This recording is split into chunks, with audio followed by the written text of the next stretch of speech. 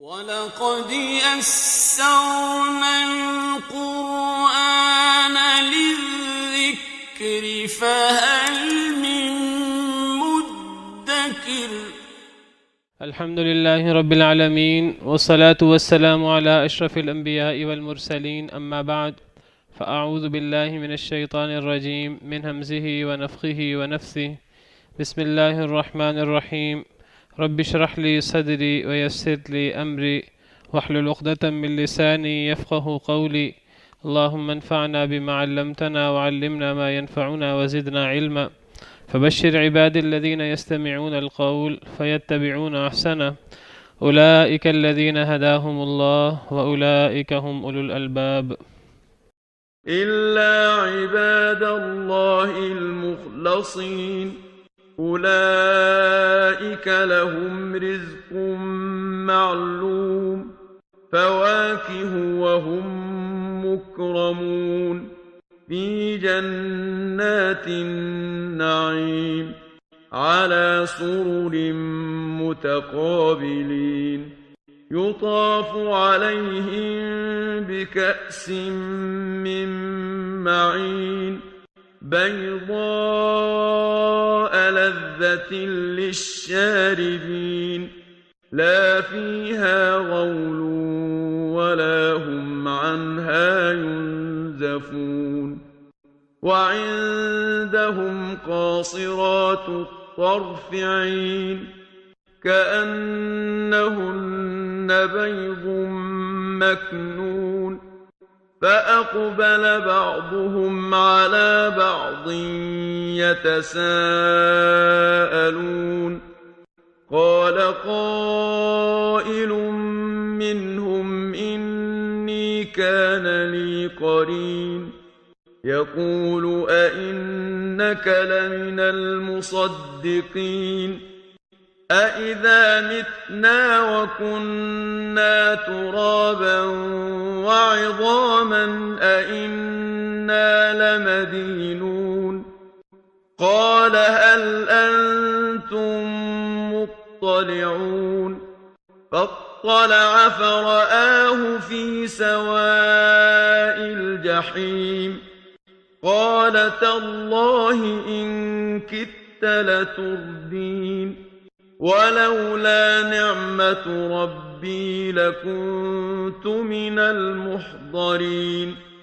أفما نحن بميتين إلا موتتنا الأولى وما نحن بمعذبين.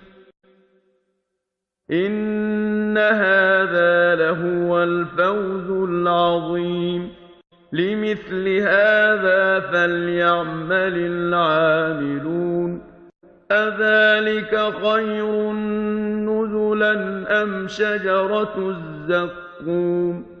إنا جعلناها فتنة للظالمين. إنها شجرة تخرج في أصل الجحيم، طلعها كأنه رؤوس الشياطين، فإنهم لآكلون منها فمالئون منها البطون، ثم إن لهم عليها لشوبا من حميم، ثم إن مرجعهم لإلى الجحيم. أعوذ بالله من الشيطان الرجيم. بسم الله الرحمن الرحيم. إلا عباد الله المخلصين، سوائے اللہ کے بندوں کے المخلصین جو خالص کیے گئے ہیں، جو چنے گئے ہیں۔ پچھلی آیات میں، کل کے لیکچر میں ہم نے اہل جہنم اور ان کو جو اللہ کے ہاں سزائیں ملیں گی میدان محشر میں، جو ان کے اوپر ہیبت، شدید ہیبت اور خوف طاری ہوگا، ہولناکیاں طاری ہوں گی میدان محشر میں، جو وہ ایک دوسرے سے مکالمہ کریں گے۔ تو کل ہم نے جہنمیوں کے بارے میں پڑھا، ان کے انجام کے بارے میں پڑھا۔ اللہ نے فرمایا کہ یہ انجام اکثر ان لوگوں کا ہے جو دنیا کے اندر کفر و شرک کرتے ہیں، جو دنیا کے اندر جو ہے وہ لہو و لعب میں زندگی گزار دیتے ہیں، آخرت کی پرواہ نہیں کرتے. تو یہ شیطان کے پیروکاروں کا انجام ہے.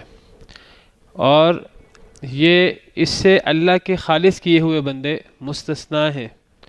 اللہ کے نیک بندے جو ہیں وہ اس سے مستثنا ہیں.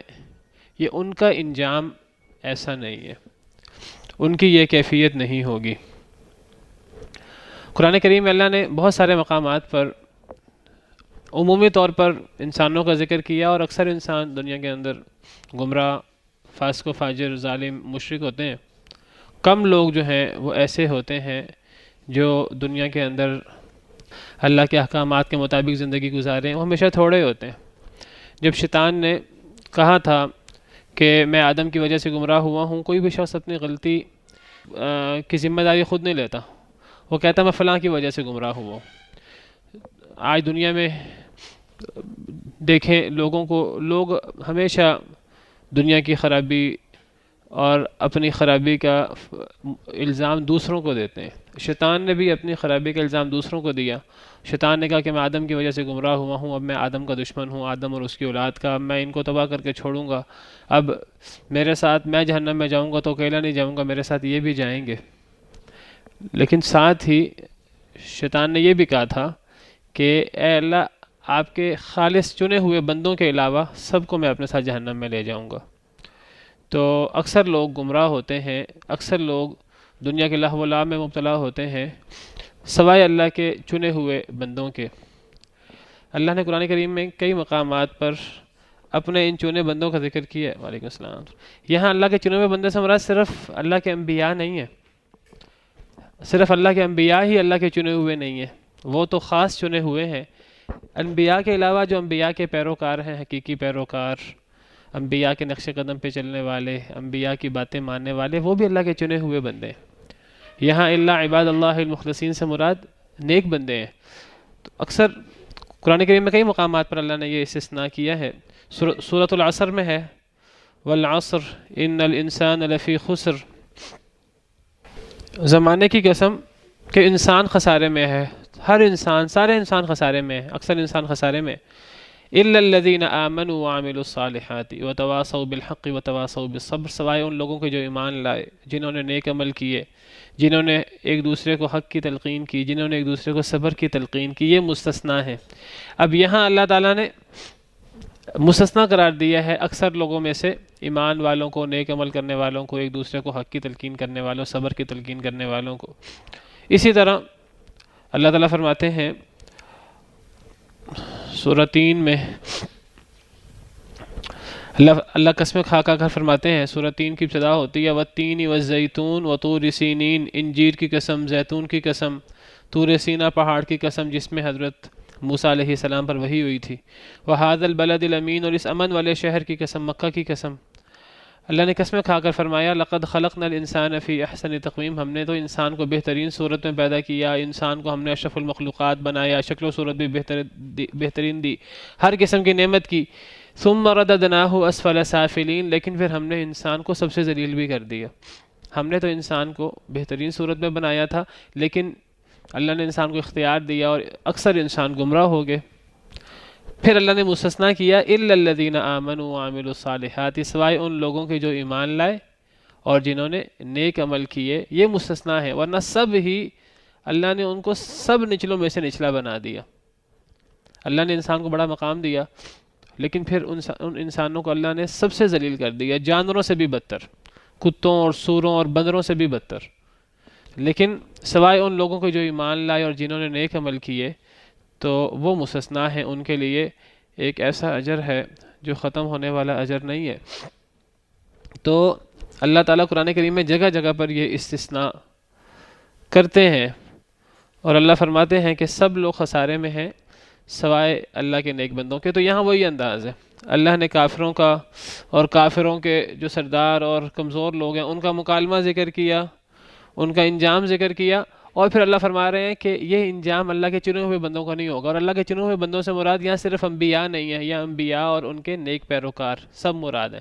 اللہ تعالیٰ ہمیں ان لوگوں میں شامل کرے۔ اب آگے اللہ تعالیٰ ان کا قیامت کے دن ان کا انجام بیان کر رہے ہیں۔ جب اللہ نے کافروں کا انجام قیامت کے دن بیان کیا ہے تو اللہ تعالیٰ اب نیک لوگوں کا انجام بیان کر رہے ہیں۔ اللہ فرما رہے ہیں اولئک لہم رزق معلوم، یہی وہ لوگ ہیں جن کے لیے ایک جانا پہچانا رزق ہے، ایک معلوم رزق ہے۔ رزق کی، نعمتوں کی ایسی صورتیں ہیں جن کا قرآن کریم میں احادیث مبارکہ میں ذکر ہے کہ ہر قسم کے پھل خوشے جھکے ہوں گے، جو پل چاہے توڑ لیں، کوئی پھل نہ کبھی ختم ہوگا اور نہ کبھی ایسا ہوگا کہ آج موسم نہیں ہے فلاں پھل کا۔ ہر قسم کا گوشت اور پھل اور جو وہ چاہیں گے اہل جنت، اور پھر حوریں اور تخت اور ہر قسم کے اس میں نعمت ہوگی۔ تو وہ قرآن کریم میں اہل جنت کی مختلف نعمتوں کا ذکر ہے، تو اللہ فرماتے ہیں کہ ان کے لیے ایک جانا پہچانا رزق ہے جس کا قرآن و حدیث میں ذکر ہے۔ وہ صرف مثال کے لیے اللہ نے ذکر کیا ہے، ورنہ در حقیقت وہ صرف ایک چھوٹی سی مثال ہے جنت کی نعمتوں کی۔ ورنہ اگر جنت کی حقیقی نعمتوں کی بات کریں تو جنت کی حقیقی نعمتیں تو نہ کبھی کسی نے دیکھی، نہ کبھی کسی نے سنی، نہ کبھی کسی کے ذہن میں خیال آیا۔ فَلَا تَعْلَمُ نَفْسٌ مَا أُخْفِيَ لَهُم مِّن قُرَّةِ أَعْيُن، کوئی نفس نہیں جانتا کہ اللہ نے اس کی آنکھوں کی ٹھنڈک جنت کی نعمتوں کی صورت میں کیا کیا چھپایا ہوا ہے، کوئی شخص نہیں جانتا۔ نہ آنکھوں نے دیکھا، نہ کانوں نے سنا، اور نہ کبھی کسی کے دل میں خیال آیا۔ جب آنکھوں نے دیکھا نہیں، کانوں نے سنا نہیں، دل میں خیال نہیں آیا تو وہ جانا پہچانا کیسے ہوا؟ پھر اللہ تعالیٰ قرآن کریم میں نبی صلی اللہ علیہ وسلم احادیث مبارکہ میں جنت کی نعمتوں کا ذکر کیوں کرتے ہیں؟ صرف قریب کرنے کے لیے، صرف بتانے کے لیے کہ اس قسم کی نعمتیں ہوں گی، پھل ہوں گے۔ قرآن کریم میں کئی جگہ پر ہے کہ فیہما من کل فاکہۃ زوجان، ہر قسم کے پھلوں کے دو دو جوڑے ہوں گے۔ پھر بعض آیات پہ تو ہے فیہما فاکہۃ ونخل ورمان، اس میں پھل ہوں گے، کھجوریں ہوں گی، انار ہوں گے۔ صرف یہاں نام ہے، صرف یہ بتانے کے لیے دنیا کے اندر یہ پھل بڑے مزیدار ہوتے ہیں، بڑے ذائقے دار ہوتے ہیں، تو اللہ صرف قریب کرنے کے لیے ان پھلوں کا نام لے رہے ہیں، ورنہ ان پھلوں کا ذائقہ دنیا کی کھجوروں اور دنیا کے اناروں کی طرح نہیں ہوگا، اس سے بہت بہتر ہوگا۔ اللہ فرماتے ہیں وَأُتُوا بِهِ مُتَشَابِهًا، ان کو جنت میں یہ پھل نہیں دیے جائیں گے، اس سے ملتے جلتے پھل دیے جائیں گے۔ پھر ان کا نام کیوں لیا؟ کہ کیونکہ دنیا کے اندر انہوں نے یہ نعمتیں استعمال کی ہیں، ورنہ وہ اس سے بہت زیادہ لذیذ اور بہت زیادہ مزیدار ہوں گے۔ دنیا کے پھل تو ان کا مقابلہ ہی نہیں کرتے۔ دنیا کی گوشت اور مچھلی اور پرندوں کا گوشت، یہ چیزیں اللہ نے صرف دنیا کے اندر انسانی مزیدار چیزیں کھاتا ہے، اللہ نے صرف ذہن کے اندر ایک یہ بتانے کے لیے اس قسم کی نعمتیں ہوں گی، در حقیقت وہ نعمتیں اس سے ہزاروں درجہ بہتر ہوں گی۔ جب جہنم کی سزا دنیا کی سزاؤں سے بڑی ہے، جب جہنم کی آگ دنیا کی آگ سے 70 گنا زیادہ بڑی ہے، تو جنت کی نعمتیں دنیا کی نعمتوں سے ہزاروں گنا زیادہ مزیدار ہوں گی۔ اللہ نے وہ جو دنیا کی نعمتیں ذکر کی ہیں کہ دنیا کی یہ نعمتیں جنت میں بھی ہوں گی، وہ صرف ہمیں قریب کرنے کے لیے، صرف ہمیں جنت کی طرف متوجہ کرنے کے لیے اور جنت کا شوق دلانے کے لیے، ورنہ کہ جنت کی نعمتیں اس سے ہزاروں گنا زیادہ بہتر ہوں گی۔ اس لیے فرمایا کہ جنت کی نعمتیں ایسی ہیں جو نہ کبھی کسی آنکھ نے دیکھی، نہ کبھی کسی کان نے سنی، نہ کبھی کسی کے دل میں خیال آیا۔ ایسی نعمتیں ہیں، انسان جتنا مرضی تصور کر لے، انسان ذہن میں تصور کر ہی نہیں سکتا۔ نہیں، مچھلی کا جگر، جو لوگ مچھلی کھاتے ہیں وہ مچھلی کے مختلف اعضاء بھی کھاتے ہیں۔ دیکھیں مچھلی کے وہ ایک عضو کا ذکر کیا ہے کہ یہ جنت میں پہلی خوراک ملے گی۔ صرف یہ ذکر نہیں ہے، اور بھی ذکر ہے کہ پرندوں کا گوشت ہوگا، وَلَحْمِ طَيْرٍ مِّمَّا يَشْتَهُونَ، پرندوں کا گوشت جو وہ چاہیں۔ پھر جو ہے وہ شہد کا ذکر ہے، پھر پانی کا ذکر ہے، پھر شراب کا ذکر ہے، پھلوں کا ذکر ہے، بہت ساری نعمتوں کا ذکر ہے۔ تو یہ جتنی بھی نعمتیں بیان کی یہ صرف جو ہے ذہن کو شوق دلانے کے لیے، ورنہ قیامت کے دن جو نعمتیں ہیں وہ ان سے ہزاروں لاکھوں گنا زیادہ بہتر شکل میں ہوں گی، یہ صرف ذہن کو قریب کرنے کے لیے۔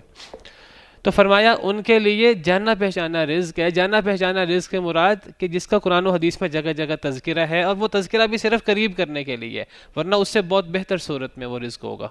وہ کیا ہے؟ فواکہ، پھل، فاکہۃ کی جمع فواکہ، پھل، وہم مکرمون، اور وہ عزت کیے جائیں گے. یہ جو ان کو نعمتیں ملیں گی دنیا میں، بعض دفعہ کوئی شخص تقسیم کر رہا ہوتا ہے نعمتیں، آؤ جی لائن لگا لو، یہ کر لو وہ کر لو، وہ نعمتیں بھی لوگ لے رہے ہوتے ہیں، ساتھ تھوڑی بہت ذلت اور ہلڑ بازی اور اس طرح کی چیزیں بھی ہوتی ہیں، ساتھ ساتھ انسان اپنی خودی کا سودا بھی کر رہا ہوتا ہے. جنت کے اندر یہ صورتحال نہیں ہوگی، ہر قسم کی نعمت وافر ہوگی جتنی انسان چاہے گا، اور عزت و احترام کے ساتھ. کوئی اس میں چھین جھپٹ اور اس کے اندر لائنوں میں لگنا اور ایسی صورت نہیں ہوگی، نہایت عزت و احترام کے ساتھ.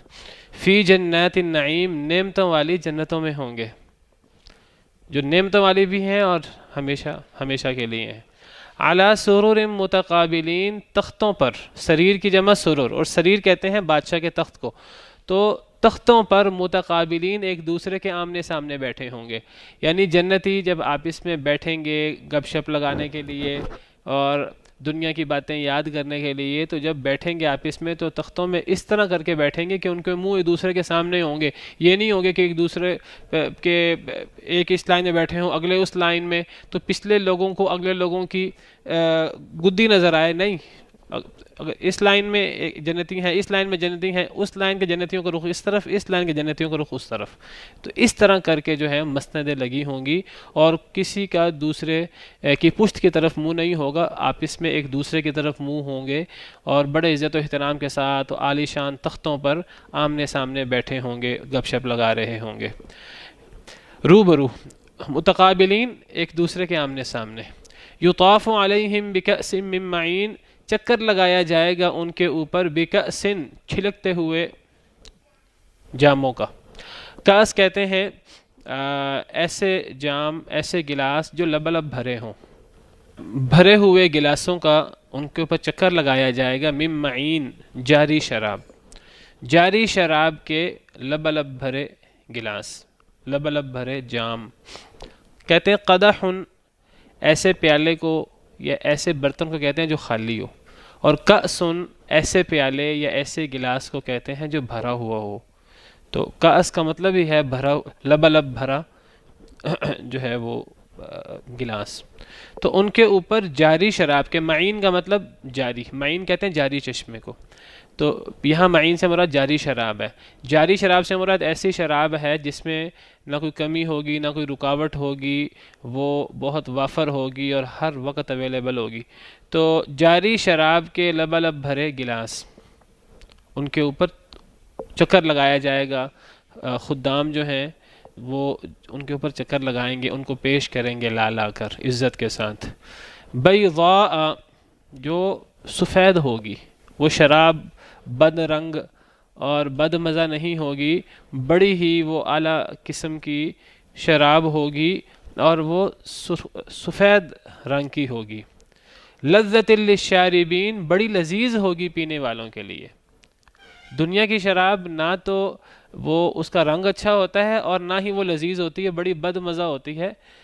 سڑی شراب کی خوبی یہ ہوتی ہے کہ جتنی وہ بوسیدہ ہو اور جتنی زیادہ اس کو رکھا جائے، جتنی پرانی ہو اتنی وہ قیمتی شراب شمار ہوتی ہے. تو جو لوگ شراب کے عادی ہوتے ہیں تو وہ شراب کے نشے کی وجہ سے اس کو پیتے ہیں، ورنہ شراب کوئی مزیدار چیز نہیں ہوتی. وہ جتنی بد مزہ اور جتنی پرانی ہو اتنی شراب قیمتی شمار ہوتی ہے. تو جنت کی شراب اس طرح نہیں ہوگی. وہ جنت کی شراب کا رنگ بڑا عمدہ سفید اور بڑی لذیذ ہوگی وہ. وَأَنْهَارٌ مِّنْ خَمْرٍ لَذَّةٍ لِّلشَّارِبِينَ، اور نہریں ہوں گی شراب کی جو پینے والوں کے لیے بڑی لذیذ ہوگی. اور اللہ فرماتے ہیں کہ یہ جو جنتی شراب ہے یہ گویا کہ اللہ کی طرف سے جنتیوں کی خاص مہمانی ہے.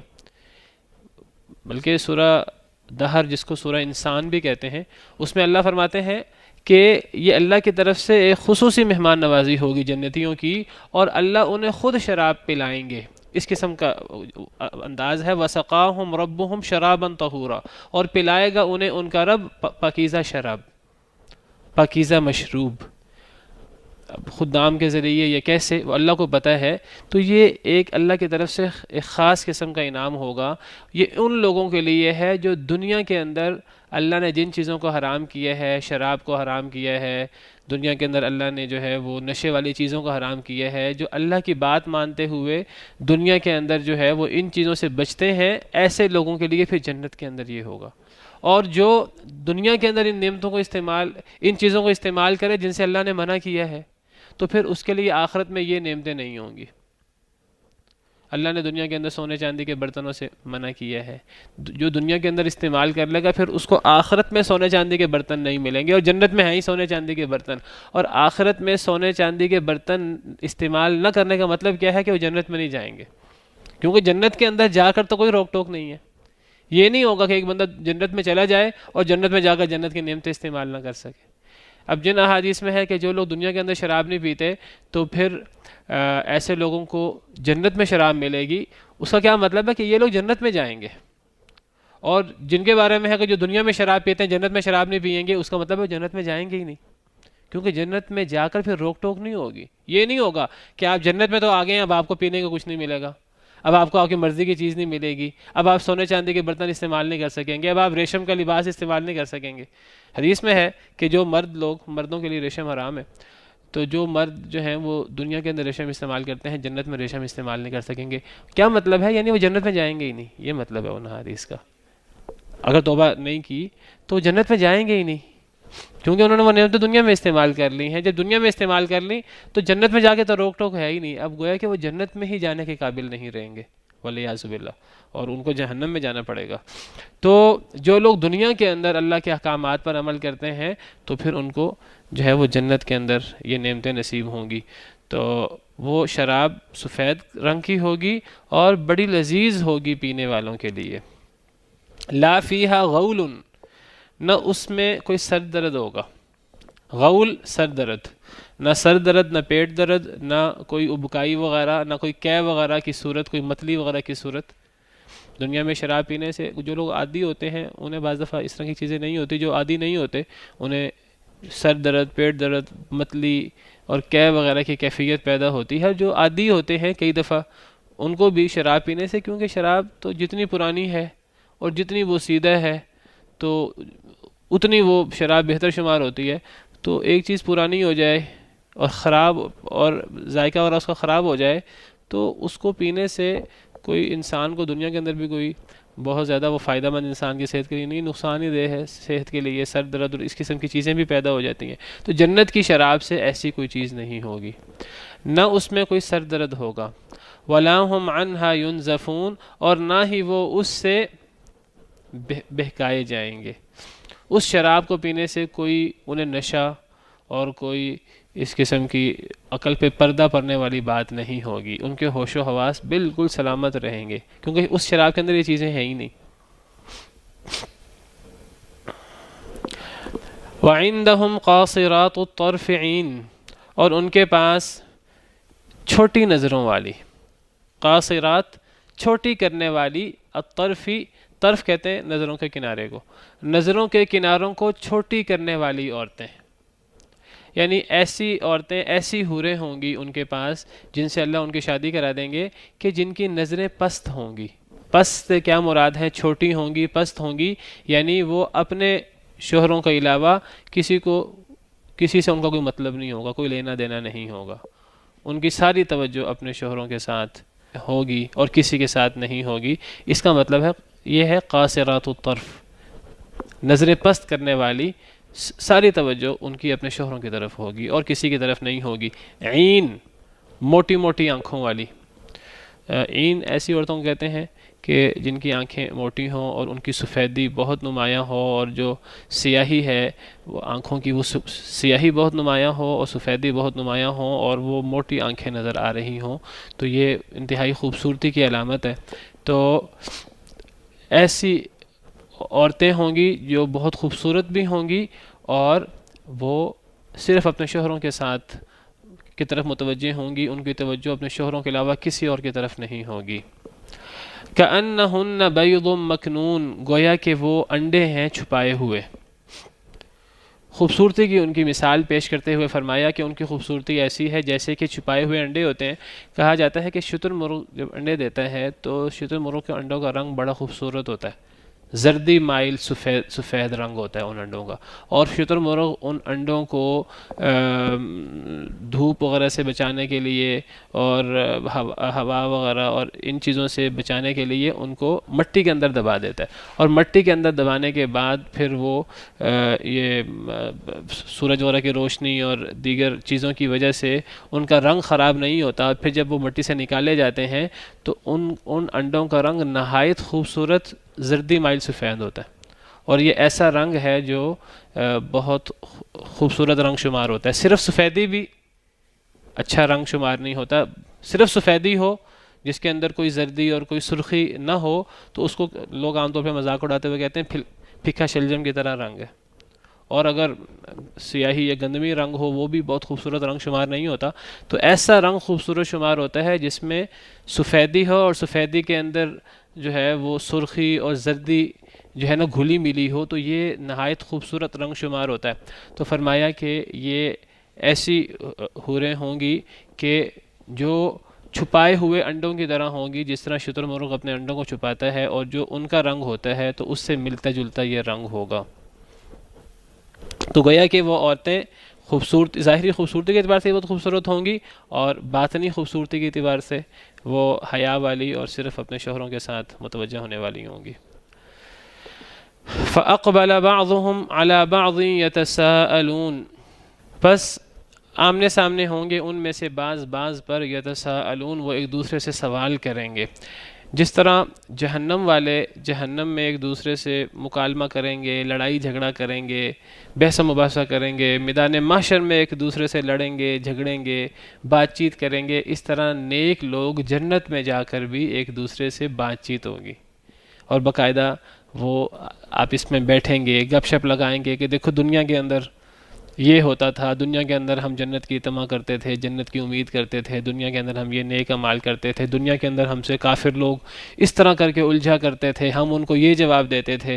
تو یہ ساری باتیں دنیا کی وہ یاد کریں گے آخرت میں، اور باقاعدہ اس کا مکالمہ ہوگا. تو اللہ فرماتے ہیں کہ پس آمنے سامنے ہوں گے پہلے ہم پڑھ چکے ہیں کہ آمنے سامنے بیٹھے ہوں گے تختوں پر، تو آمنے سامنے ہوں گے بعض کے وہ ایک دوسرے سے سوال کریں گے. جنت میں جنتی کیا سوال کریں گے؟ قال قائل منہم انی کان لی قرین، کہے گا ایک کہنے والا ان میں سے کہ بے شک میں تھا میرے لیے ایک ساتھی. قرین قرنا ملنے والا، قرین میل جول والا ساتھی. میرا ایک دنیا میں ساتھی ہوا کرتا تھا، میرا ایک دوست ہوا کرتا تھا دنیا کے اندر جس کا میرا بڑا میل جول تھا. ہم اکٹھے رہا کرتے تھے، ہم آپس میں اکٹھے جو ہے وہ تھے دنیا کے اندر. یقول، وہ کہا کرتا تھا اِنَّكَ لَمِنَ الْمُصَدِّقِينَ، ایک جنتی کہہ رہا ہے دیگر جنتیوں سے کہ دنیا کے اندر میرا ایک ساتھی ہوتا تھا، اور وہ مجھے کیا کہتا تھا؟ وہ کہتا تھا مجھے، جنتی کہہ رہا ہے، میرا ایک ساتھی تھا دنیا میں، وہ مجھے کہتا تھا کہ کیا بے شک تو البتہ تصدیق کرنے والوں میں سے ہے؟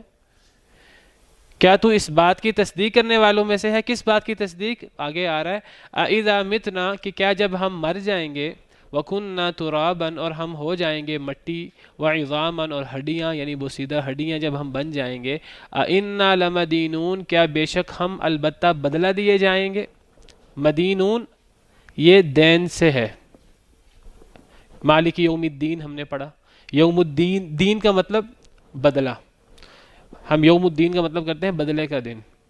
مالک یوم الدین سورہ فاتحہ میں اور دیگر جگہوں پر اس کا مطلب ہے کہ بدلے کا دن کا مالک، جزا اور سزا کے دن کا مالک. تو اسی دین سے ہے، یوم الدین سے، لمدینون، کہ کیا ہمیں بدلہ دیا جائے گا.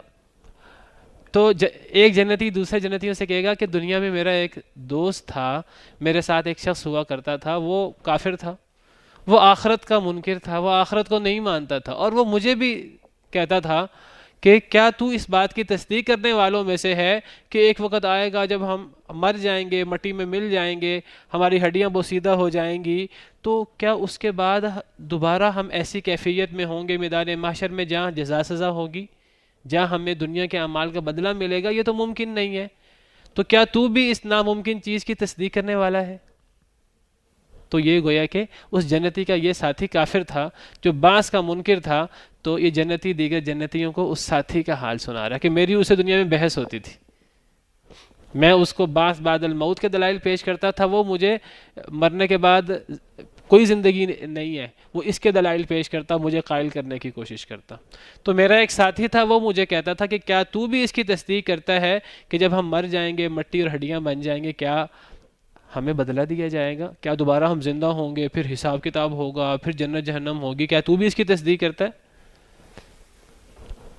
قال، پھر وہ کہے گا، یہی جنتی جو اپنے ساتھی کا حال سنا رہا ہے کہ میرا ایک ساتھی سے بعث بعد الموت کے بارے میں جھگڑا ہوتا تھا، پھر وہ جنتی کہے گا اپنے ساتھیوں سے، هل انتم مطلعون، کیا تم جھانکتے ہو؟ وہ ساتھی کہے گا چلو ذرا وہ ہمیں ساتھی جنت میں تو نظر نہیں آیا، تو ذرا جھانکتے ہیں جہنم میں، شاید ہمیں جہنم میں نظر آ جائے، تو ذرا جہنم میں جھانکتے ہیں۔ جنت اوپر ہوگی، اور جو جنت آپ کو پتہ ہے جنت کے درجات ہیں، 100 درجات ہیں، اور جو سب سے بلند درجہ ہے جنت کا، اس کی چھت اللہ رب العالمین کا عرش ہے۔ تو جنت جو ہے یہ مقام کے اعتبار سے بھی بہت بلند درجہ ہے، اور باقاعدہ یہ بذات خود بلند ہے۔ آپ کو پتہ سب سے بلند مخلوق اللہ کا عرش ہے، تو جنتیں گویا کہ اللہ کے عرش کے نیچے ہیں۔ سب سے اعلیٰ ترین جنت جو ہے اس کا چھت اللہ کا عرش ہے، باقی جنتیں سٹیپ بائی سٹیپ اس کے نیچے۔ اور جہنم جو ہے یہ اسفل سافلین میں، یہ زمین اور ساتویں زمین اور یہ سب سے نیچے جو ہے تحت الثری میں ہے۔ اور جو جہنم کا سب سے خطرناک درجہ ہے یا درکہ اس کو کہتے ہیں، وہ سب سے نچلا ہے۔ جنت کا سب سے اعلیٰ درجہ سب سے اوپر والا ہے، جس میں نبی، شہداء، صدیقین وغیرہ ہوں گے، اور جہنم کا سب سے بدترین درکہ جو ہے وہ سب سے نچلا ہے۔ جہنم نیچے ہے اور جنت اوپر ہے۔ تو منافقین کے بارے میں ہے، ان المنافقین فی الدرک الاسفل من النار، کہ منافق جہنم کے سب سے نچلے درکے میں ہوں گے، سب سے نچلے مقام میں ہوں گے، جو سب سے خطرناک ہے جہنم کا۔ تو جنتی اوپر ہوں گے، جہنمی نیچے ہوں گے۔ ہمیں محسوس ہوتا ہے جیسے جب جنت جہنم کے بارے میں پڑھتے ہیں، جیسے جنت جہنم آمنے سامنے ہوں گی، آمنے سامنے نہیں ہے، وہ میدان محشر میں وہ دونوں نظر آ رہی ہوں گی، لیکن جنت جو ہے وہ بلند ہے اور جہنم نیچے ہے۔ جہنم کے اوپر پل صراط ہے، اور جب جن لوگوں نے بھی جنت میں جانا ہے، پل صراط کو کراس کر کے جنت میں جانا ہے، اور جو پل صراط سے کٹتے ہوئے نیچے گرتے جائیں گے، نیچے جہنم ہوگی والعیاذ باللہ۔ تو جہنم نیچے ہے ہزاروں سالوں کی گہرائیوں میں، اور جنت جو ہے وہ اوپر ہے۔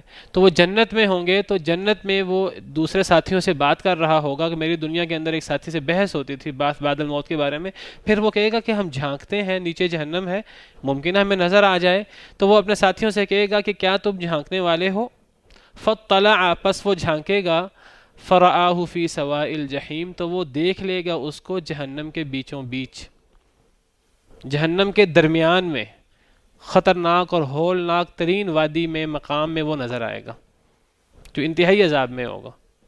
جو بعث بعد الموت کا منکر ہے، جو آخرت کا منکر ہے، تو جس کی اس سے دنیا میں بحث ہوتی تھی، وہ خود تو وہ بعث بعد الموت کو مانتا تھا، وہ تو اس کے دلائل پیش کرتا تھا، دوسرا اس کو نہیں مانتا تھا، تو وہ کہے گا چلو جہنم میں جھانکتے ہیں، جہنم میں جھانکے گا تو وہ اس کو جہنم کے بیچوں بیچ پائے گا والعیاذ باللہ۔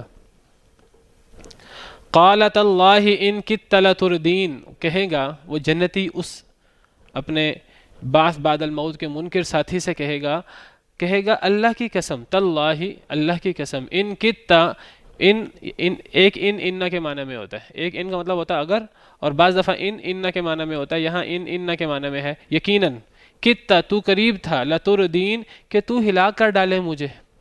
اب وہ جنتی جنت میں موجود ہوتے ہوتے اس جہنمی کو پکارے گا جو دنیا کے اندر جس سے اس کی بحث ہوتی تھی، وہ کہے گا اے شخص، اللہ کی قسم تو مجھے ہلاک کرنے والا تھا، اگر میں تیری باتوں میں آ جاتا دنیا میں تو آج میں بھی تیرے ساتھ ہوتا، تو مجھے تو ہلاک کرنے والا تھا، اللہ کی قسم تو قریب تھا کہ تو مجھے ہلاک کر دے۔ وَلَوْلَا نِعْمَةُ رَبِّي لَكُنْتُ مِنَ الْمُحْضَرِينَ، اگر نہ ہوتی میرے رب کی نعمت مجھ پر، میرے رب کا احسان نہ ہوتا، البتہ میں بھی ہوتا حاضر ہونے والوں میں سے، آج میں بھی جہنم میں حاضر ہوتا۔ یہ نہیں کہا کہ میں اپنے ایمان کی وجہ سے، اپنے عمل صالح کی وجہ سے جنت میں پہنچا ہوں، کہے گا میں اللہ کی نعمت کی وجہ سے جنت میں پہنچا ہوں۔ اور کوئی انسان اپنے اعمال کی وجہ سے جنت میں نہیں جاتا، وہ اپنے اعمال، اللہ تعالیٰ اس کے اعمال کو وزن دیتے ہیں، اہمیت دیتے ہیں، اور جب اللہ کا انعام ہوتا ہے، اللہ کا کرم ہوتا ہے، تو کوئی شخص جنت میں جاتا ہے۔ کوئی شخص بھی اللہ کی رحمت کے بغیر جنت میں نہیں جا سکتا۔ وہ کہے گا اگر اللہ کا مجھ پر کرم نہ ہوتا تو میں بھی آج جہنم میں حاضر ہوتا تیرے ساتھ۔ افما نحن بمیتین، پھر وہ جنتیوں سے تبصرہ کرے گا خوشی خوشی، وہ کہے گا کیا پس نہیں ہیں ہم مرنے والے؟ یہ ایک سوال ہے، یہ صرف ایک خوشی کا سوال ہے کہ اب ہم نعمتوں میں ہیں، اور وہ ہمارا وہ جس سے میری بحث ہوتی تھی وہ جہنم میں ہے، وہ ہمیشہ ہمیشہ کے لیے جہنم میں ہے، اب ہم ہمیشہ ہمیشہ کے لیے جنت میں ہیں، اور پھر خوش ہو کر کہے گا کہ اب تو ہمیں موت نہیں آنی، اب تو ہم ہمیشہ اس جنت میں رہنے والے ہیں، ہمیشہ ان نعمتوں میں رہیں گے، اب تو ہمیں کوئی موت نہیں آنی۔ الا موتتنا الاولی، سوائے ہماری پہلی موت کے جو آ چکی ہے ہمیں۔ اب تو وہ جنت میں ہے نا، موت کا سامنا کر کے، موت کو فیس کر کے، جو آخری تکلیف اس نے بھگتنی تھی، وہ آخری تکلیف موت کی، وہ اس کا سامنا کر کے اب وہ میدان محشر سے اب جنت میں جا چکا ہے۔ جب جنت میں جا چکا ہے تو اب وہ اس کے حالت پہ افسوس کرے گا، اور اپنے اور جنتیوں کی پر اللہ کے انعامات پر خوش ہوگا، اور وہ کہے گا کہ اب تو ہمیں کوئی موت نہیں آنی، ہمیں ایک موت آنی تھی جو آ چکی ہے۔ الا موتتنا الاولی، سوائے ہماری پہلی موت کے۔ وما نحن بمعذبین، اب ہمیں کبھی موت نہیں ہے اور کبھی عذاب بھی نہیں ہے، اب تو ہم نے تو ہمیشہ نعمتوں میں رہنا ہے۔ خوش ہوگا جنت کی نعمتوں پر، اور پھر خوشی سے اس کا اظہار کرے گا، کیونکہ جب تمام فیصلے ہو جائیں گے میدان محشر میں تو پھر موت کے بارے میں بھی فیصلہ ہو جائے گا، اور موت کو باقاعدہ جنتیوں جہنمیوں کے درمیان لا کر اس کو ذبح کر دیا جائے گا مینڈے کی شکل میں، حدیث میں آتا ہے۔ وَأَنذِرْهُمْ يَوْمَ الْحَسْرَةِ إِذْ قُضِيَ الْأَمْرُ، اے نبی صلی اللہ علیہ وسلم انہیں حسرت کے دن سے ڈرائیے، قیامت کا دن حسرت کا دن بھی ہے۔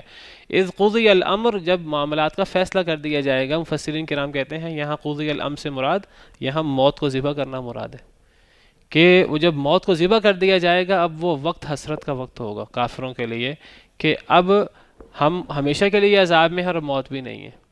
کافروں کے لیے حسرت کا وقت اور مومنوں کے لیے خوشی اور شادیانے اور خوشی منانے کا موقع ہوگا۔ اب ہم ہمیشہ کے لیے نعمتوں میں اور کافر ہمیشہ کے لیے عذاب میں، اب موت بھی نہیں ہے۔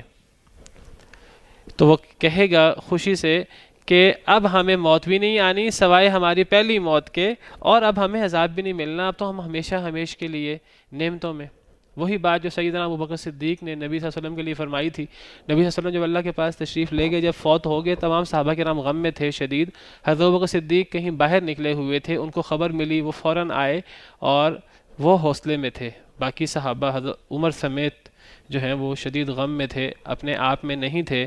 حضرت ابوبکر صدیق نے سب کو تسلی دی اور آئے اور نبی کریم صلی اللہ علیہ وسلم کے ماتھے مبارک پر بوسہ دیا اور فرمانے لگے کہ اللہ تعالیٰ آپ کے لیے دو موتیں اکٹھی نہیں کریں گے، ایک موت آپ کو آنی تھی، اب آ گئی، اب آپ نے دنیا کی جتنی تکلیفیں آزمائشیں بھگتنی تھیں وہ بھگت لی ہیں، اب آپ کے لیے آج کے بعد اب آپ کے لیے کوئی تکلیف نہیں ہے، کوئی موت نہیں ہے۔ ایک موت اور ایک آزمائش تھی، آخری تکلیف تھی جو آپ نے لے لی، اب نہ کوئی تکلیف ہے اور نہ کوئی اور چیز۔ پھر کہے گا ان ھذا لہو الفوز العظیم، بے شک یہ البتہ بہت بڑی کامیابی ہے۔ کون سی؟ جنت میں جانا، اور جنت میں جا کر پھر ہمیشہ ہمیشہ کی نعمتیں پانا، یہ بہت بڑی کامیابی، اصل کامیابی اسی کا نام ہے۔ یہ وہی شخص کہہ رہا ہے جنتی جو جنت میں اپنے ساتھیوں سے بات کر رہا ہے۔ پھر وہ کہے گا لِمِثْلِ هَذَا فَلْيَعْمَلِ الْعَامِلُونَ، اسی قسم کی کامیابی کے لیے عمل کرنے والوں کو عمل کرنا چاہیے، اسی جنت کے حصول کے لیے جس میں نہ کوئی تکلیف نہیں ہے اور ہمیشہ کی نعمتیں ہیں، اللہ کی رحمت ہے، تو اس جیسی چیز اور اس جیسی نعمتوں کے لیے عمل کرنے والوں کو عمل کرنا چاہیے۔ لوگ دنیا کے اندر کن چیزوں میں مقابلہ کرتے ہیں؟ گاڑیوں میں، کوٹھیوں میں، کاروبار میں اور عہدوں میں۔ اس جنت کی نعمتوں میں مقابلہ کرنا چاہیے، عمل کرنا چاہیے۔ اذان کے بعد باقی فرمایا لِمِثْلِ هَذَا فَلْيَعْمَلِ الْعَامِلُونَ، اسی کی مثل، اسی کامیابی کی مثل کامیابی کے لیے، یا اسی جنت کی نعمتوں کی مثل نعمتوں کے لیے عمل کرنے والوں کو عمل کرنا چاہیے۔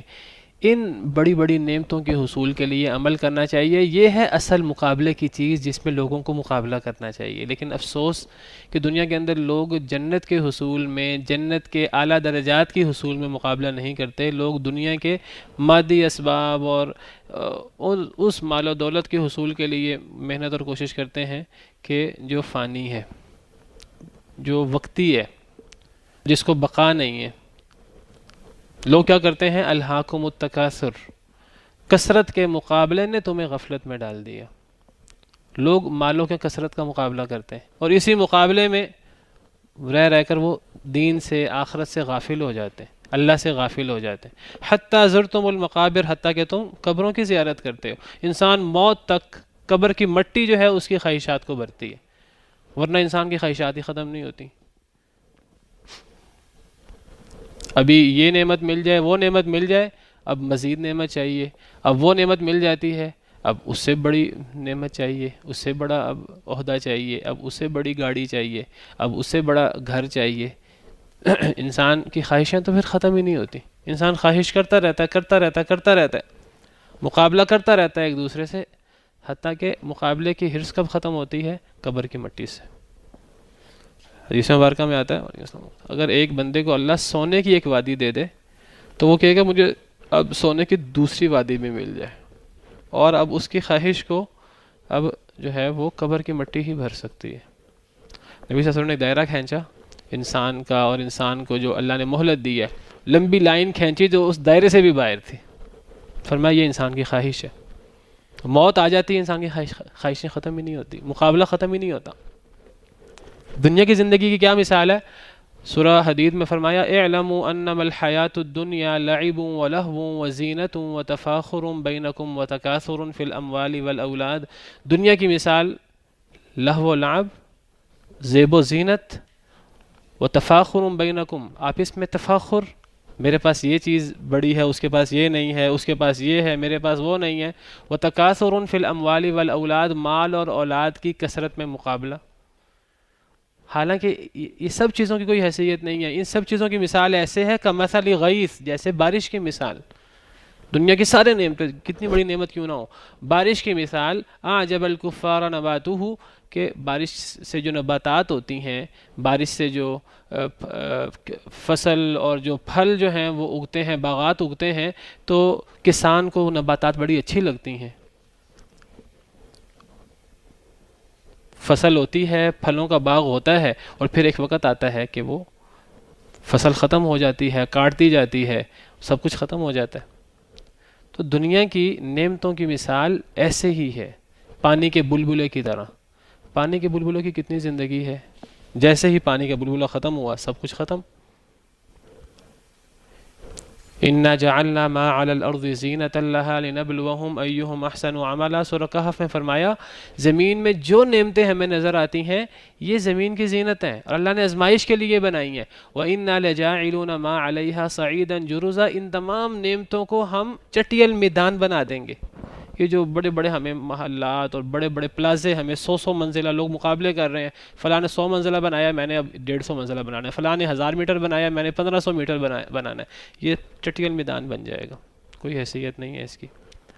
اور اصل چیز کیا ہے، اصل مقابلہ کیا ہے؟ وہ جنت کا، نیکیوں کا اصل مقابلہ اس کا ہے. قرآن کریم کا مطالعہ کر لیں، اللہ نے قرآن کریم میں کہیں بھی دنیا کی نعمتیں حاصل کرنے میں مقابلے کی بات ہی نہیں کی.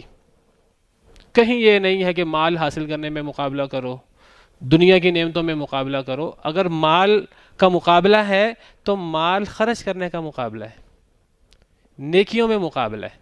فاستبقوا الخیرات، نیکیوں میں سبقت لے جاؤ، جنت میں اعلیٰ درجہ حاصل کرنے کے لیے سبقت لے جاؤ. لمثل ھذا فلیعمل العاملون.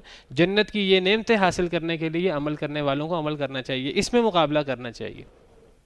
سورہ مطففین میں اللہ نے جنت کی شراب کا ذکر کیا، اور پھر وہاں اللہ فرماتے ہیں وَفِي ذَلِكَ فَلْيَتَنَافَسِ الْمُتَنَافِسُونَ. جنہوں نے مقابلہ کرنا ہے ان جنت کی نعمتیں حاصل کرنے میں مقابلہ کریں. دنیا کے مال و دولت میں کیوں مقابلہ کرتے ہیں؟ تو یہاں فرمایا لِمِثْلِ ھذا، جنت کی ان نعمتوں کے لیے جو اصل کامیابی ہے اور جس کو بقا ہے اور جو کبھی بھی ختم نہیں ہوگی، ان نعمتیں حاصل کرنے کے لیے اس جیسی چیزوں کے لیے عمل کرنے والوں کو عمل کرنا چاہیے، مقابلہ کرنے والوں کو مقابلہ کرنا چاہیے۔ اذالک خیر نزلا ام شجرۃ الزقوم، کیا یہ زیادہ بہتر ہے مہمان نوازی کے اعتبار سے یا زقوم کا درخت وہ جو جہنم میں ملے گا والعیاذ باللہ؟ کیا یہ جنت کی نعمتیں زیادہ بہتر ہیں کہ زقوم کا درخت؟ زقوم کا درخت جس کو ہم اردو میں تھوہر کا درخت کہتے ہیں، تھوہر کا درخت۔ بعض کہتے ہیں کہ یہ تھوہر کے درخت کی طرح ہے، بعض کہتے ہیں کہ نہیں یہ تھوہر کا درخت ہے ہی نہیں، یہ دنیا میں درخت پایا ہی نہیں جاتا، یہ صرف جہنم کا ہی ایک درخت ہے، بڑا جو ہے وہ شیطانی قسم کا۔ اور بعض کہتے ہیں کہ دنیا میں اس درخت کی مثال ہے تھور کا درخت۔ انا جعلناها فتنة للظالمین، بے شک ہم نے بنایا ہے اس کو ظالموں کے لیے فتنہ۔ فتنے سے مراد فتنہ کا ایک معنی عذاب، بہت بڑا عذاب۔ ہم نے اس زقوم کے درخت کو ظالموں کے لیے عذاب بنایا ہے، بہت بڑا عذاب ہے۔ کیسے عذاب ہے زقوم کا درخت؟ وہ اس طرح عذاب ہے کہ اللہ تعالیٰ سورہ دخان میں فرماتے ہیں ان شجرۃ الزقوم، آیت نمبر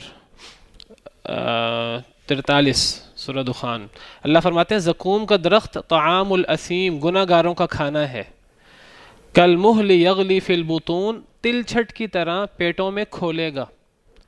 کیسے کھولے گا؟ کغلی الحمیم، جیسے گرم پانی کھولتا ہے، پانی کو ابالا دیا جائے تو گرم پانی جس طرح آگ کے اوپر کھولتا ہے، تو یہ زقوم کا درخت پیٹ میں جا کے اس طرح کھولے گا، پیٹ میں جا کے سارا گزر کر وہ اتنا کھولے گا تو اصلاً کتنا گرم ہوگا، اصلاً کتنا گرم ہوگا، جو پیٹ میں پہنچ کر گرم پانی کی طرح ابلتے پانی کی طرح کھولے گا تو اصلاً کتنا گرم ہوگا، وہ جس کو منہ سے اور پھر تمام اعضاء سے گزر کر پیٹ میں جانا ہے، اور پیٹ میں جا کر اس کا وہ جو اس کی گرمی وہ ابلتے پانی کی طرح ہوگی والعیاذ باللہ۔ تو فرمایا کہ یہ زقوم کا درخت جو ہے یہ ظالموں کے لیے فتنہ ہے، انہیں عذاب۔ بعض مفسرین کہتے ہیں یا فتنے سے مراد آزمائش، یہ آزمائش ہے۔ کیسے آزمائش ہے کہ اللہ نے فرمایا کہ جہنم میں زقوم کا درخت ہوگا، کافر لوگ مذاق اڑانے لگے، کہنے لگے اچھا ایک طرف کہتے ہو جہنم میں آگ ہے اور دوسری طرف کہتے ہو درخت بھی ہے، یہ کیسے ہو گیا؟ درخت تو تری اور نمی سے عبارت ہے، اور ایک طرف تم کہتے ہو آگ ہے، جہاں آگ ہوگی وہاں درخت کیسے ہوں گے؟ تو گویا کہ کافروں نے درخت کا ہی انکار کر دیا کہ جہنم میں کوئی درخت ہو ہی نہیں سکتا۔ بعض مفسرین کہتے ہیں یہاں یہ اس معنی میں اللہ نے اس کو فتنہ قرار دیا کہ کافر نے اس کا بھی انکار کر دیا، ہم جہنم میں زقوم کا درخت نہیں مانتے۔ پھر جو اللہ تعالیٰ آسمان و زمین بنانے پر قادر ہے، جو اللہ تعالیٰ انسانوں کو، تمام مخلوقات کو بنانے پر، تمام مخلوقات کو بسانے پر قادر ہے اور جنت جہنم بنانے پر قادر ہے، جس اللہ نے آگ کو پیدا کیا، پانی کو پیدا کیا، وہ اللہ تعالیٰ، اللہ کے لیے یہ کوئی چیز مشکل نہیں ہے جو ہمیں متضاد نظر آتی ہیں۔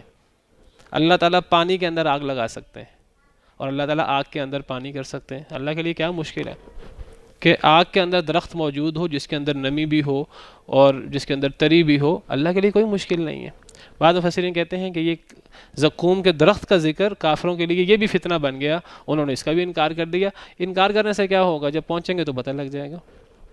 بہرحال دونوں تفسیریں ہیں کہ ہم نے اس کو عذاب بنایا ظالموں کے لیے، یا ہم نے اس کو ظالموں کے لیے آزمائش بنا دیا۔ انہا شجرۃ تخرج فی اصل الجحیم، یہ ایسا درخت ہے جو جہنم کی جڑ سے نکلتا ہے، یہ جہنم کی انتہائی گہرائی سے بیچوں بیچ نکلے گا، اتنا یہ بدنما اور ایسا درخت ہے یہ۔ طلعھا، اس کا خوشے، اس درخت کے خوشے کتنے بد رنگ ہیں، کتنے بدنما ہیں، کأنہ رؤوس الشیاطین، جیسے شیطانوں کا سر ہوتا ہے۔ شیطانوں کا سر تو کسی نے نہیں دیکھا، لیکن شیطانوں کے سر سے ایک لوگوں کے ذہنوں میں ایک تصور آتا ہے، جتنا برا تصور آ سکے وہ تصور۔ تو یہ اتنا بدنما اور بد رنگ درخت ہے کہ اس کے خوشے، اس کی شاخیں ایسے نظر آئیں گی، یہ جہنم کے بیچوں بیچ ہوگا، اور اس کی شاخیں ایسے جیسے شیطان کا سر ایک بندہ تصور کر سکے کہ شیطان کا سر کیسا ہوتا ہے، ویسے جو ہے یہ اس کے خوشے ہوں گے۔ فَإِنَّهُمْ لَآكِلُونَ مِنْهَا فَمَالِئُونَ مِنْهَا الْبُطُونَ، پس بے شک وہ لوگ کھائیں گے اس درخت سے، اور صرف چکھیں گے، کھائیں گے نہیں، پیٹ بھریں گے اپنا۔ اور یہ پیٹ بھریں گے سے مراد یہ نہیں پیٹ بھر جائے گا، یعنی پیٹ بھرنے کی کوشش کریں گے۔ جہنم کے اندر ایک تو آگ کا عذاب ہے، اوپر بھی آگ، نیچے بھی آگ، بستر بھی آگ کے، دائیں آگ، بائیں آگ، اندر آگ، ہر طرف آگ. لہم من فوقہم ظلل من النار ومن تحتہم ظلل، اوپر بھی آگ کے سائے، نیچے بھی آگ کے سائے. لہم من جہنم مہاد، بچھونا بھی آگ کا، ہر چیز آگ کی. اور پھر بھوک لگے گی تو وہ کہیں گے کہ ہمیں کوئی چیز کھانے کو ملے. اللہ کھانے کو زقوم کا درخت دیں گے اور وہ کھائیں گے اور اپنی طرف سے پیٹ بھر بھر کر کھائیں گے، لیکن وہ تو پیٹ میں جا کر بہت گرم ہوگا. وہ اس طرح کھولے گا جیسے پانی کھولتا ہے، اور وہ حلق میں اٹک اٹک جائے گا، اور اس سے نہ کوئی بھوک مٹے گی اور نہ وہ موٹا کرے گا، نہ وہ طاقت دے گا، نہ اسے بھوک مٹے گی. لا یسمن ولا یغنی من جوع، سورہ غاشیہ میں ہے. نہ وہ موٹا کرے گا، نہ طاقت دے گا، اور نہ بھوک مٹائے گا. جتنا کھاتے جائیں گے وہ ایک الگ عذاب ہے، اور اس سے ذرہ برابر بھی بھوک نہیں مٹے گی، لیکن اس کے باوجود وہ کھاتے جائیں گے، اور وہ عذاب ہوگا آگ کے عذاب کے علاوہ ایک الگ عذاب. ثم ان لهم علیہا لشوبا من حمیم، پھر بے شک ان کے لیے اس کے اوپر، زقوم کے درخت کے اوپر، یعنی زقوم کے درخت کے علاوہ، لشوبا ملونی ہوگی، ملاوٹ ہوگی، من حمیم گرم پانی کی. ملاوٹ یا ملونی سے کیا مراد ہے کہ صرف زقوم کا درخت نہیں ہوگا، زقوم کے درخت کے ساتھ ساتھ انہیں پانی بھی دیا جائے گا، لیکن وہ پانی کون سا ہوگا؟ گرم پانی، کھولتا ہوا پانی، ابلتا ہوا پانی. اور یہ پانی جو ہے، یہ پانی کتنا پیئیں گے؟ 1-2 ذرے پیئیں گے؟ نہیں. جس طرح زقوم کے درخت کے بارے میں کہا کہ پیٹ بھر بھر کر پیئیں گے، تو سورہ واقعہ میں پانی کے بارے میں فرمایا فشاربون علیہ من الحمیم، پھر گرم پانی پیئیں گے. فشاربون شرب الہیم، پیاسے اونٹ کی طرح پیئیں گے. اونٹ کتنا پانی پی جاتا ہے، اور یہ پانی کتنا خطرناک ہے، کتنا گرم ہے. یہ پانی صرف چہرے کے قریب کرنے سے چہرے کی کھال جو ہے وہ جھلس جائے گی اور بھونی جائے گی. سورہ کہف کے اندر اللہ فرماتے ہیں وَإِن يَسْتَغِيثُوا يُغَاثُوا بِمَاءٍ كَالْمُهْلِ يَشْوِي الْوُجُوهَ، اگر وہ پانی مانگیں گے ایسا پانی دیا جائے گا جو چہرے بھون دے گا، صرف پانی دور سے ہی، اتنا گرم پانی ہے. وہ پانی پئیں گے. اور سورہ محمد میں ہے کہ جہاں جہاں سے پانی گزرے گا وہ کاٹتا جائے گا. وَسُقُوا مَاءً حَمِيمًا فَقَطَّعَ أَمْعَاءَهُمْ، آنتیں اور ہر چیز کاٹتا جائے گا. اور اس پانی کو وہ 1-2 گھونٹ نہیں پئیں گے، وہ اس کو پیاسے اونٹ کی طرح پئیں گے. زقوم کے درخت کو بھی پیٹ بھر کر کھائیں گے، اور اس کو بھی، لیکن نہ پیاس بجھے گی، نہ کھانا، نہ اس سے کوئی تقویت ملے گی. ثم ان مرجعهم لإلى الجحیم، اس زقوم کے درخت اور کھولتے ہوئے پانی کے بعد پھر جہنم میں بھی لوٹنا ہوگا. پھر جہنم کے دیگر عذاب، آگ کے عذاب، چڑھنے کا عذاب. سأصلیہ سقر، میں اس کو سقر میں داخل کروں گا. اور پھر اللہ فرماتے ہیں میں اس کو پہاڑ پہ چڑھاؤں گا، چڑھنے کا عذاب ہوگا. سأرہقہ صعودا، میں چڑھنے کے عذاب میں مبتلا کر دوں گا. تو یہ ہزاروں انواع کی قسمیں ہیں عذاب کی، والعیاذ باللہ. جیسا جنت کی نعمتیں ہیں بہت ساری، تو جہنم کے شدید تکلیف دہ عذاب ہیں. اللہ تعالیٰ معاف کرے. ان عذابوں کی وجہ کیا ہے، ان کے باتیں کیا تھیں، یہ دنیا میں کیا کرتے تھے، آگے ان کے دنیا کے اعمال ذکر ہو رہے ہیں. وقت ختم ہو گیا ہے، تو ان اعمال کو انشاءاللہ اگلے پیریڈ میں پڑھیں گے. اللہ تعالیٰ ہمیں جہنم سے بچائے، اور اللہ تعالیٰ ہمیں نعمتوں والی جنت میں داخل کرے. سبحانک اللہم ربنا وبحمدک، اشہد ان لا الہ الا انت، استغفرک واتوب